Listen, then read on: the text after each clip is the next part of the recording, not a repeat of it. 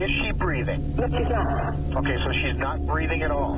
She's not responding. Tragedy strikes music superstar Kanye West. His mother, a woman he calls his soul and rock, is dead. As the mother of megastar Kanye West, Donda West went from modest beginnings to raise her son to be one of the biggest rappers in the world, and became a regular attendee at the brightest parties in showbiz. Donda broke every stereotype about single black women raising black sons. But on November 10th, 2007, Donda West died 24 hours after cosmetic surgery. She died Saturday night. The cause of her death, though, the exact cause, has not been released. I feel like sometimes if, me and my mom never moved to Hollywood, that she'd still be here. In the media storm, the finger of suspicion was pointed at her surgeon, Dr. Jan Adams. Don't you want to speak out? No. Donda's surgery seemed to go well. The real mystery is, why did she die suddenly just 24 hours later?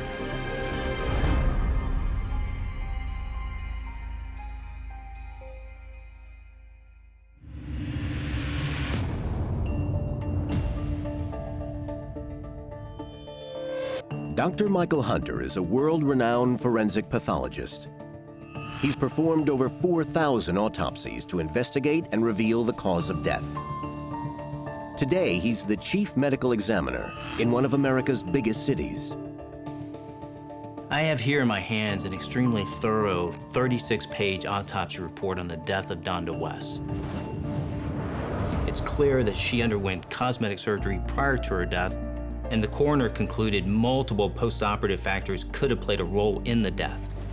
But the exact contribution of each factor could not be determined. So my challenge is to unravel the precise reasons why Donda West died. 7 a.m., November 9th, 2007, Brentwood Surgery Center, Beverly Hills. 58-year-old Donda West is about to undergo liposuction and breast enhancement.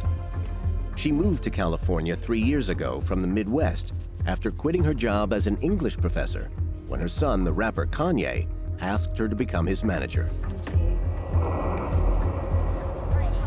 Kanye has just released his third album, Graduation, to acclaim, and is now engaged to fashion designer Alexis Pfeiffer. It is he who is paying for his mother's surgery. Kanye said that he thought his mother was beautiful as she was, but when you love someone that much and that's what they want, then you can understand why he would happily pay for it. Having approached various doctors about surgery, Donda has finally chosen Dr. Jan Adams, a highly regarded surgeon for the procedures. The autopsy report shows that Donda had multiple cosmetic procedures. She has incisions on the upper and lower portions of her body, showing us the extent of this surgery. 8 a.m. Donda is being pre-assessed for surgery. The operation will last 5.5 hours, during which time she will be under general anesthetic. Her vital signs will be monitored throughout.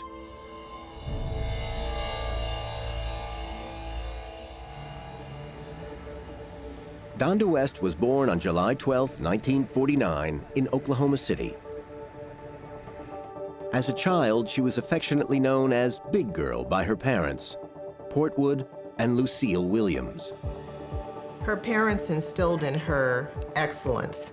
She told a story about getting all A's and a B, and her father said, "Why did you get the B?" Donda was also, most importantly, on a scholarship at Virginia Union, a music scholarship. She was a member of the college choir, and Donda was a very good singer. She started her teaching career in the early 1970s, and by 1973, she had married Ray West, an award-winning photographer and member of the Black Panther Party. When I think about her relationship with Ray West, they had these deep debates and conversations, and there was a lot of passion. It just seems that they were the perfect match to make a Kanye West. Kanye West, their first and only child, was born on June 8, 1977, in Atlanta.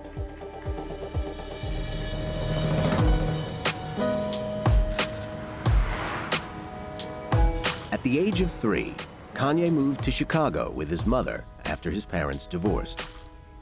Donda raised Kanye as a single mother. She took parenting to the whole other level, you know. She brought her educator part into this little being that now was gonna be her child. At the same time, she forged a successful career as a teacher, rising to professor of English at Chicago State University.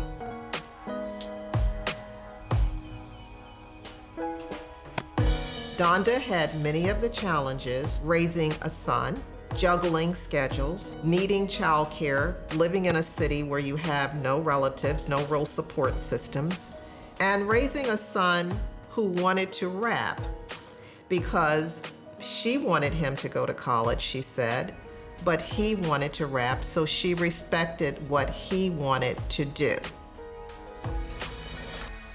I was working on music and I was still living at home and saying, this is what I'm doing in my life. And she said, you know, Kanye, you know, until you get paid for it, it's still a hobby. And that was just worded so eloquently in comparison to some of my friends' parents that said, you ain't never gonna make it. You know? All right. With his mom's support, Kanye dropped out of college and dedicated himself to become a rapper. They were both very determined people. And when you have two very determined people that are the most important figure in the other one's lives, I think there's an incredible intensity there, an incredible bond. And that's what I think maybe made them such a great team.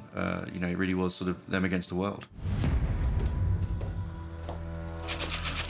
8:30 a.m., November 9th, 2007. Donda is wheeled into the operating room. While his mother is about to go under the knife, Kanye is over 5,000 miles away in London, promoting his new album, Graduation. 8:45 a.m. Donda receives a general anesthetic. I know that Donda was planning surgery for a long time. She weighs 188 pounds, she's 5 foot 2 inches tall, and that's a BMI of 32.2, which means she's clinically obese. Donda's weight is significant because the autopsy report shows that she has an underactive thyroid gland, a condition known as hypothyroidism. Hypothyroidism is when the thyroid gland doesn't produce enough hormones. This causes the metabolism to slow down, resulting in weight gain. This discovery explains why Donda had such a difficult time keeping her weight under control. What I noticed from this autopsy report is that Donda's first procedure was liposuction. This is a cosmetic procedure in which fat is removed from the body. 9 a.m. Donda is first positioned for the liposuction procedure. In liposuction, initially a cold salt solution containing adrenaline and a local anesthetic is injected into the fatty tissues. Next, a large hollow needle attached to a powerful suction machine is inserted through several small cuts in the skin. It is passed into pockets of fat where it's moved around with force. Fat is quite solid and needs some liquidizing in order to be sucked into the tube. The saline solution helps to loosen and liquidize the fat.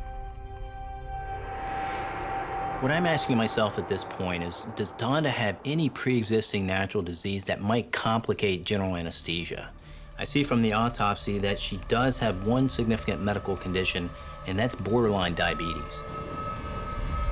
Management of adults who have diabetes and undergo surgery is crucial. I can see that Donda's surgical team was unaware of any issues with glucose, and they were not following her blood sugar levels. Now, if Donda did have severe type 2 diabetes, she may have had increased glucose levels leading to hyperglycemia that can lead to a coma and subsequently death. But in this particular case, she only has borderline diabetes, so that's unlikely. At this early stage of the operation, the biggest danger is the loss of fluids. Fluid imbalance is one of the most common complications of liposuction. If the body loses greater than 20% of its overall blood volume, that causes the heart to have a difficult time circulating blood to the organs. That can cause organ damage and ultimately hypovolemic shock. Hypovolemic shock is an emergency condition in which severe blood and fluid loss make the heart unable to pump enough blood to the body. It can be fatal. And in just 24 hours, Donda will be dead. Stop.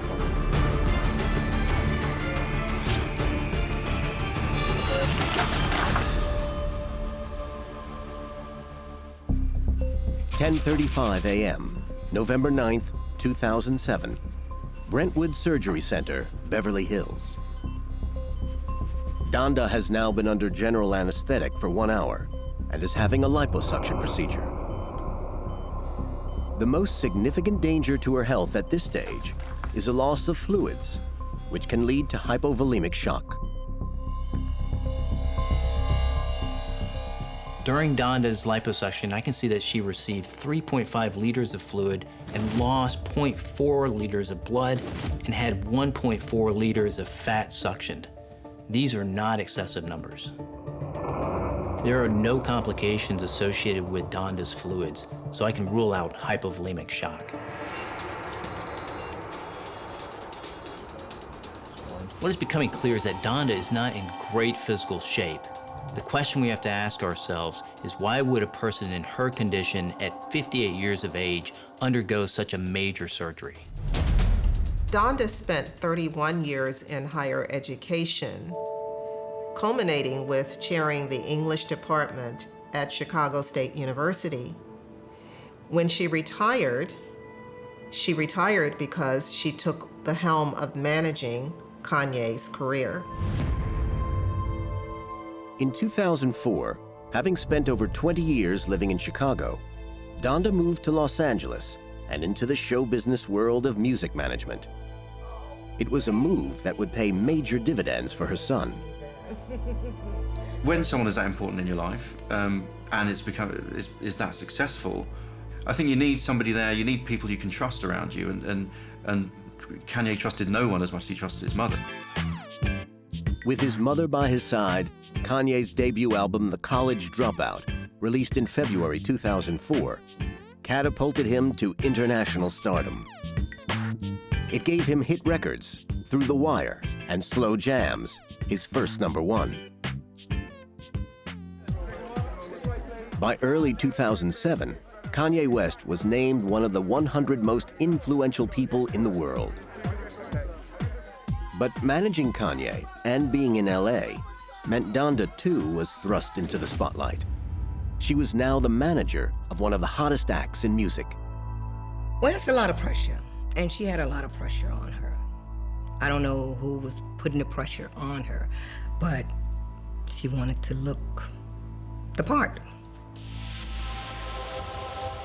Moving from the Midwest to LA is different.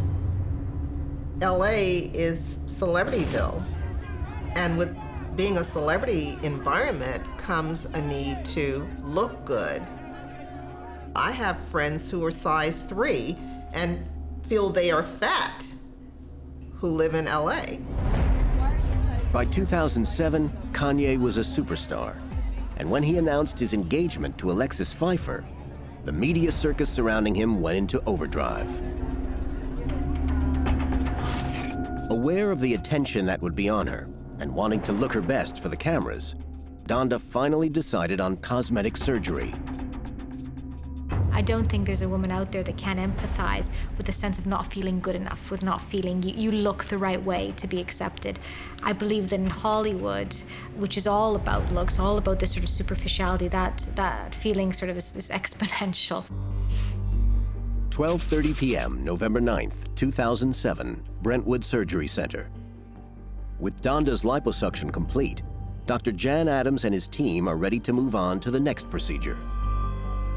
I've discovered that Donda not only was undergoing liposuction, but based on the surgical incisions, she was also having a beltectomy. And this is essentially a tummy tuck around the entirety of the belt line.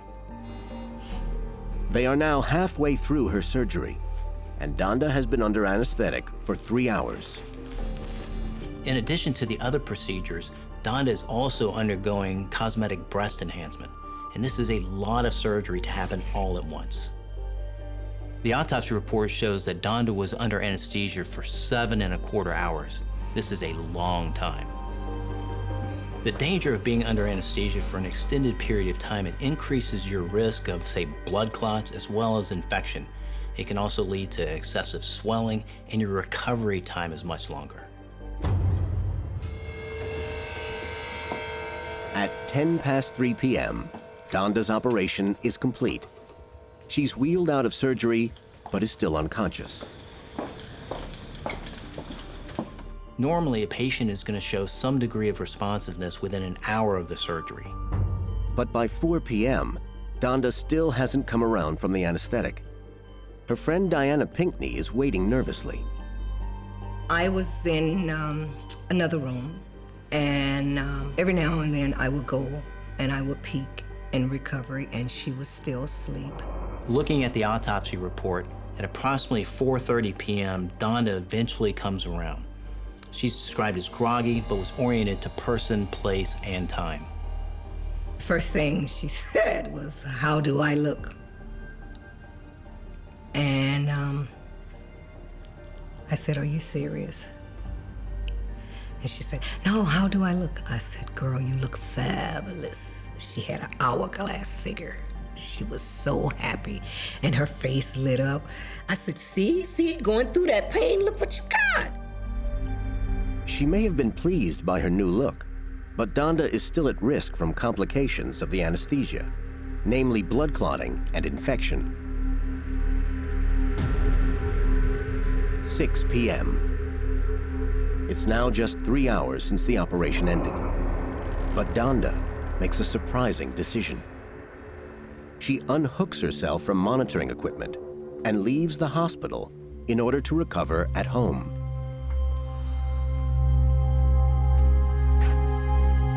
What I find extraordinary is that Donda was able to walk out of the hospital within 3 hours from waking up from this complicated surgery. I would have expected her to be in the hospital for several days, where her vital signs could have been closely monitored. She's taken home by her nephew, Stephen Scoggins, and her friend, Diana. When it was time to leave, I went in and she was laying there, and I said, "Donda, let's go." And she said, "You ready?" I said, "No, are you ready?" And she said, "Yes, I want to go home now." Despite warnings from her surgeon, Dr. Jan Adams, of the dangers of not recovering from major surgery in a hospital, she is adamant that she will leave. They agree to release her into the care of Scoggins, as he's a trained nurse. He has agreed to get all the medical equipment he'll need to monitor her recovery. It may have been that Donda's decision to not stay in the clinic and have the aftercare that her doctor suggested was about just having that privacy, going back and having that privacy and not kind of exposing what she may have been slightly, worried the press would find out about or make a big deal about. 8:30 p.m. The group returned to Donda's home in Marina del Rey. She's weak and tired. She was in a lot of pain. Once again, I had told her, "You're gonna be in a lot of pain." Diana and Donda's personal assistant, Nubia, get Donda out of bed and walk her to the bathroom. She has dressings on her incisions for liposuction on both the front and back of her body. Nubia and I took her in there. We stand her up, and we were on both sides of her and, washed her down, and she felt better. But I can see that Donda was complaining of chills, high fever, increased respiration, and increased heart rate. It's possible that she has blood poisoning or septicemia.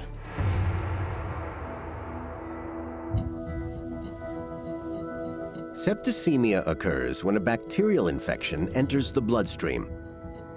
It can cause a serious drop in blood pressure, called septic shock. Once it happens, multiple organs may quickly fail. Over 50% of people with severe septic shock will die. 8 a.m., Saturday, November 10th, the morning after surgery. Following her cosmetic procedures, Donda is continuing her recovery at home, against the advice of her surgeon, Dr. Jan Adams. She really should have been connected to equipment to monitor her vital signs. And without the ability to do that, her caregivers were basically in the dark. Vital signs are key factors in postoperative care. And without this, it increases risk and danger. But Donda insisted that she had a qualified nurse, her nephew, Stephen Scoggins. He's been attending to her during the night. She loved this guy because she requested him to be with her, to take care of her. She turned down going to the medical center. Donda turned that down because she had had a conversation with Scoggins, and he was going to take care of her. He was there to take care of her. Scoggins promises he's getting the necessary medical equipment for her recovery at home. But so far, it has not been delivered. I tell Scoggins, where is the stuff you order for me? You ordered a hospital bed, you ordered some kind of chair so we could put her in the shower that she could sit down and take a bath, but none of that came. The fact that she's suffering chills and a high fever suggests that she could be suffering from a post-surgical blood poisoning or septicemia. I can see that the surgeon, Dr. Jan Adams, prescribed Donda a very powerful antibiotic, Keflex, and this is designed to keep an infection away. I also know that blood was drawn at autopsy for blood culture. The blood cultures came back negative, so septicemia can be ruled out. 9 a.m., 10 hours before her death. Donda is feeling worse than she did yesterday when she left surgery. Her friend Diana and assistant Nubia are doing their best to help her. I can see in the autopsy report that Nubia gives her Vicodin for postoperative pain. After a surgery like this, it would be normal for a patient to be suffering pain for several weeks, and the recovery period would be long. It would be common to prescribe painkillers for this. 9:30 a.m. Stephen Scoggins packs his bag and tells Nubia and Diana, who have no medical training or experience, that he has to leave. He explains that they need to give her painkillers at 10 a.m. I said, "You're leaving?" And he said, "Yeah, I have a baby shower." "Okay, so the hospital bed, when is it coming?" "Oh, it'll be here today." I said, "Scoggins, I need everything." I said, I need a thermometer, I need everything here. 10:15 a.m. Donda receives a call from Kanye, who's in London, to see how she is. Promptly after, Nubia and Diana also check to see if she's okay. I was like, "Well, how are you?" And she said, "My throat hurts." And I said, "I hear a little rattling in your chest. You didn't have that. What is going on?" What's interesting here is not only is she suffering chest pain, but she also has a sore throat. 40% of patients intubated during surgery suffer a sore throat afterwards. But while a sore throat is common, it can also be a sign of a major problem. Within 48 hours post-op, the lungs are very susceptible to developing pneumonia. On examining the sections of the report addressing the lungs, I've discovered that Donda does have a pneumonia. Pneumonia is an inflammation in the lungs, in which the air sacs are filled with pus and other fluids, making it difficult for oxygen to reach the blood. This places an extra burden on the heart, and in extreme cases, can be fatal. But looking further, the medical examiner considers this pneumonia to be quite minimal and not the cause of death, but it certainly is a factor that could place increasing stress on Donda's body. 11 a.m. Donda walks to the kitchen. She feels weak and can barely stand. She tries to eat and drink something for breakfast, but struggles. I heard Donda ask Nubia to get more Vicodin. And I like, "You wanted more Vicodin? Jesus Christ." She said, "Well, I want something stronger." And, I don't know anything stronger than Vicodin.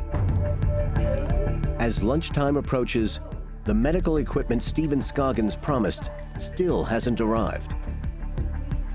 Diana continues to call him, but he does not pick up. Donda kept saying, call Scoggins, no answer. Kept going to his voicemail all day. 2 p.m. Donda is now breathing heavily and is in pain. She's also perspiring, and cold towels are pressed on her forehead. She was tired. She was sweating. And that's when I got the towel and I said, why are you sweating? What is going on? I can see from the autopsy report that Donda was experiencing chest pain, shortness of breath, sweating, and coughing. Although these can be symptoms of pneumonia, they can also be seen in something that's much more fatal, a pulmonary embolism due to a blood clot. Immobility during and after surgery can cause a blood clot to form in the deep veins of the legs. If this blood clot breaks off, it will travel to the lungs through increasingly narrow blood vessels. Eventually, it will come to a vessel that it cannot get through and will block the blood flow beyond it. This is a pulmonary embolism. It obstructs blood flow from the heart to the lungs, often causing sudden death.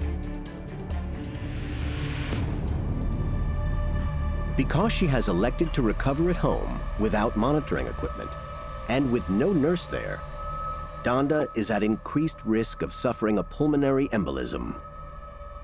Was this what suddenly killed her?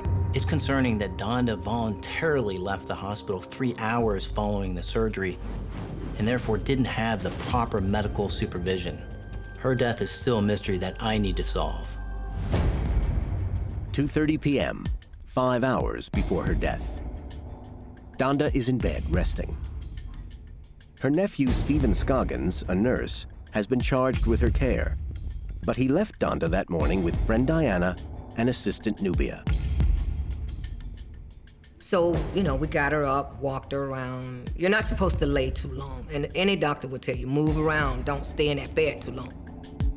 Donda is at risk of suffering a potentially lethal pulmonary embolism caused by a blood clot lodging in her arteries. And without monitoring her vital signs, the risks are even greater. Although Donda is showing symptoms of a blood clot and she's post-surgical and it puts her at very high risk, there's nothing in the autopsy report that suggests that there was an actual pulmonary embolism. She's in severe pain. Something went terribly wrong. 3 p.m. The pain Donda is suffering is extreme, and Nubia and Diana are getting increasingly concerned. I can see after her surgery that she was prescribed Vicodin, a very powerful painkiller, and it needs to be used with some degree of caution.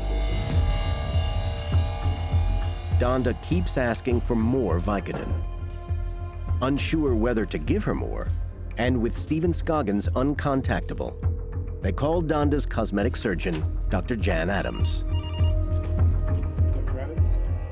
Dr. Adams just asked that Nubia and I follow the prescription bottle. Take this at this time. 1 Vicodin at every 4 to 6 hours, along with the antibiotic. The key ingredient to Vicodin is hydrocodone. Hydrocodone is a synthetic opioid very similar to morphine. And if it's used over a long period of time, it can become addictive. It can also cause overdose. Dr. Adam prescribed 30 Vicodins, and that's supposed to last you about a week. And when Nubia got the bottle, and only 10 was left. And that's not good.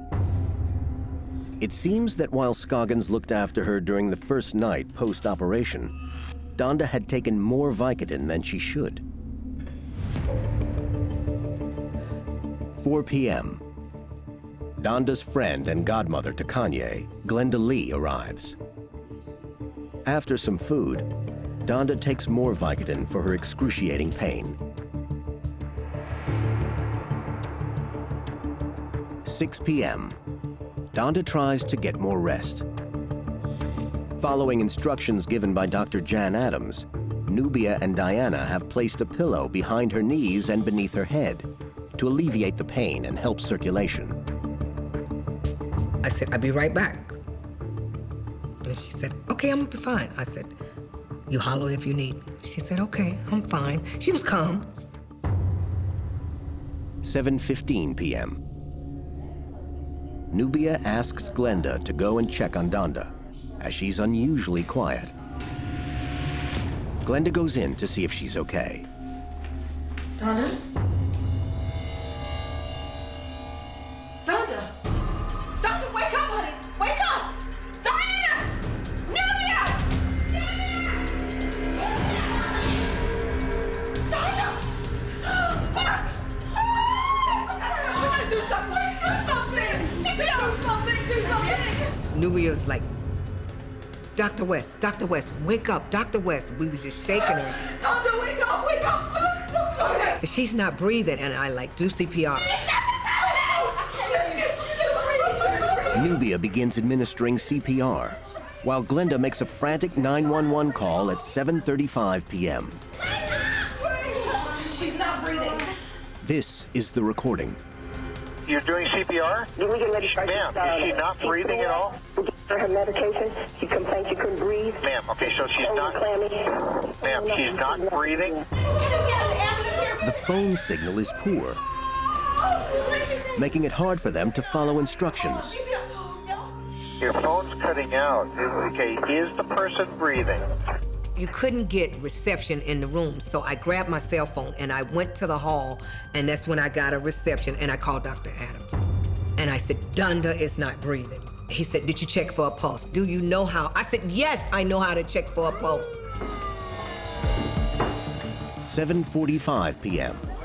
Paramedics arrive on the scene. Donda is not responding. Nubia had lost it, and Glenda had froze. Glenda was froze. It's like time just stopped. It was so weird. The paramedics are trying everything possible to bring her back to life. Clear!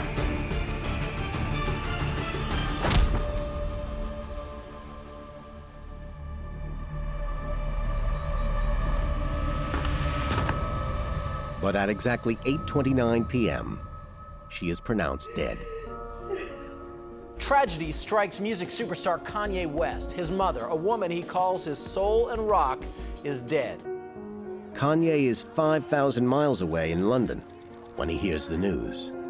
When Kanye got the news, I mean, it must have been absolutely devastating. You've got to imagine that he hasn't just lost a mother, he's lost his best friend, and someone who was pretty much everything to him. It must have been an extremely tough flight home. I actually called Donda to check on her after the surgery, and her assistant answered the phone crying, and she told me it, and I was just stunned. I can't tell you how I felt. It was such overwhelming sadness and shock. Shock. How could this be? You just realize how fragile life is, how tomorrow's not promised, any of us, and no matter how big or grand your vision is for your life, that it can all leave. The funeral for Donda West was held in Oklahoma City on November 20th, 2007. Around 1,000 friends and family mourned her death as Kanye led the funeral procession.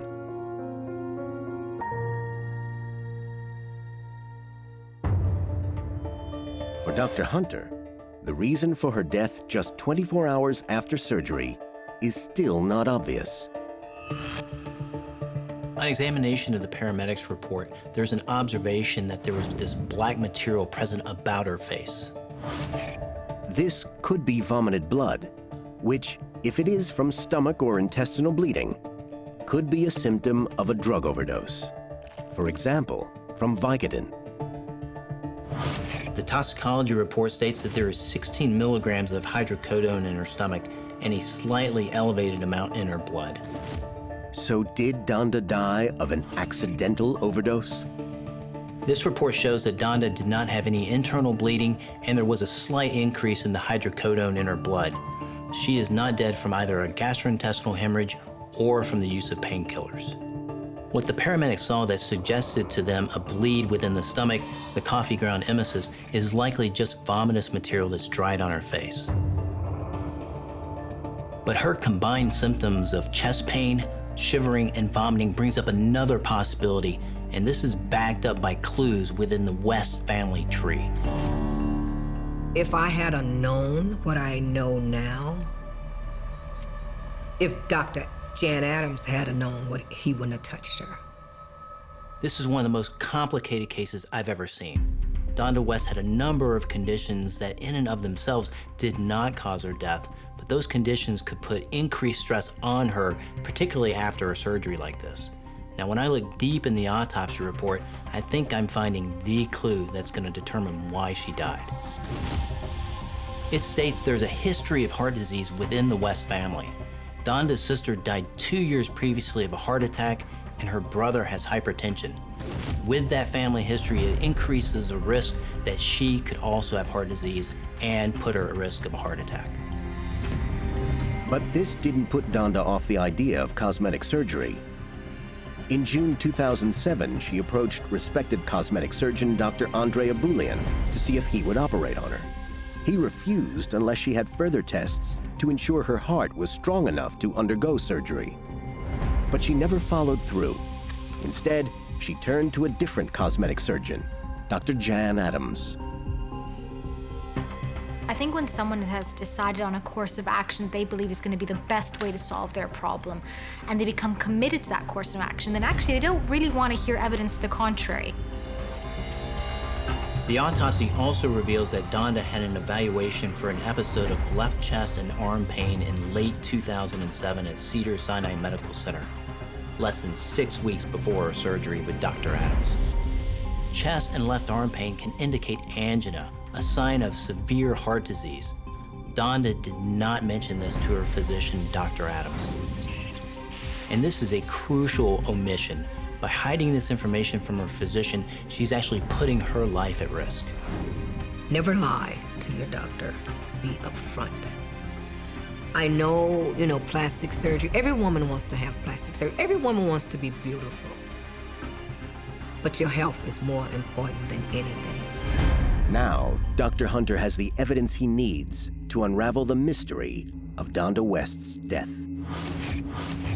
First, Donda should never have left the hospital so soon after a major procedure like this. Her vital signs needed to be followed and her condition also evaluated to see if there were any complications. And if those complications arose, there would be the care available to her to save her if need be.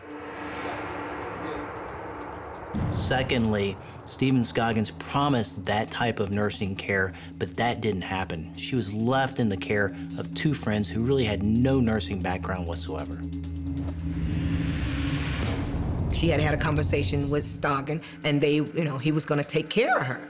He was there to take care of her. And to me, he failed her. Left alone with her friends, in her final minutes, Donda experiences chest pain, sweating, shortness of breath, and vomiting. These two are key clues to what killed her. All of the symptoms that Donda displays suggest a heart attack. And buried deep within the autopsy report, we're seeing evidence of severe heart disease. She has anywhere from 50 to 70% narrowing of one of her coronary arteries. 80% narrowing of a coronary artery is considered critical, and those people can die suddenly and unexpectedly.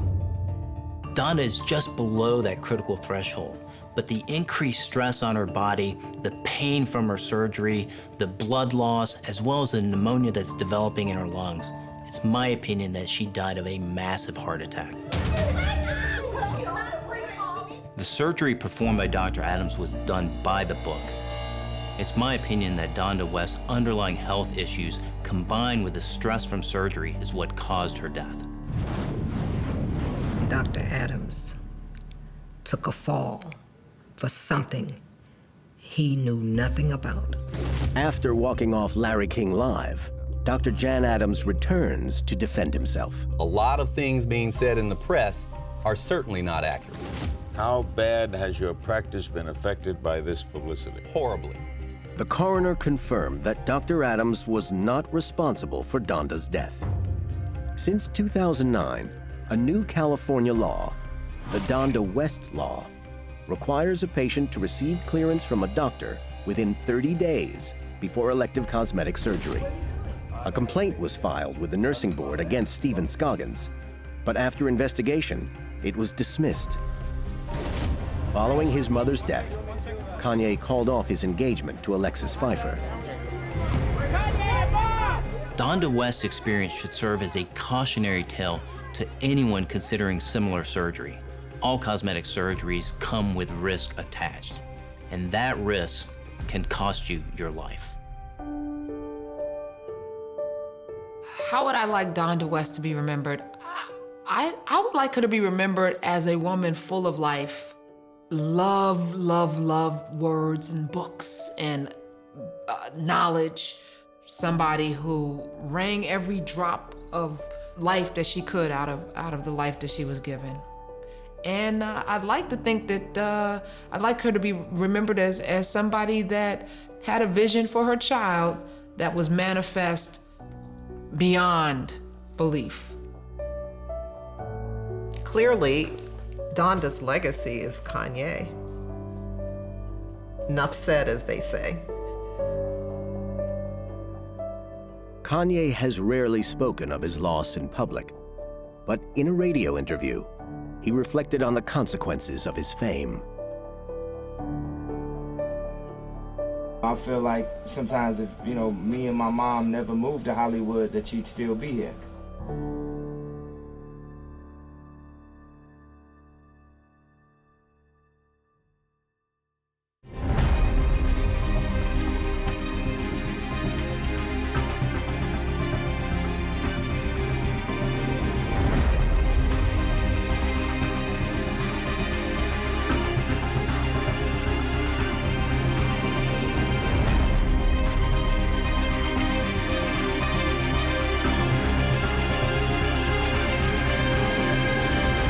Potato.